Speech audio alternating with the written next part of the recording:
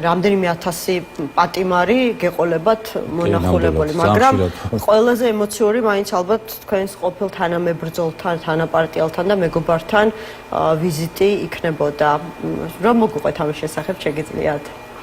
რა ვიცი, რა მოგიყვეთ. ბუნებრივია, რომ მე მასთან ვიყავი რამდენჯერმე მისული და მომავალშიც რა თქმა უნდა გავაგზავნებ ეს ახლა როგორც სახალხო დამცველის რანგში არ მივდივარ ხო მარტო ალეკოსთან ისედაც ჩემი მეგობარია ბავშვობის და ისედაც მივიდოდი სხვა შემთხვევაშიც ბუნებრივი არის ძალიან სამწუხარო არის ის ყველაფერი რაც მის გარშემო ხდება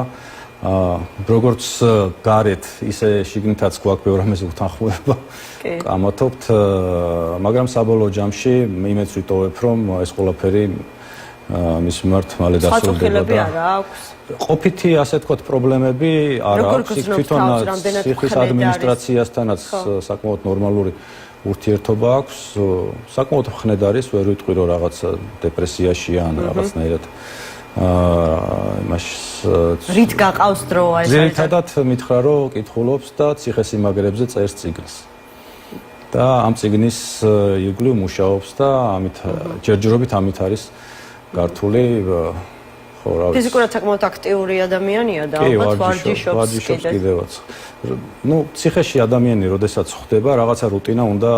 შეიქმნოს ბუნებრივი არის რომ ეს მთელი დღე გაიყვანოს ხო იმიტომ რომ ის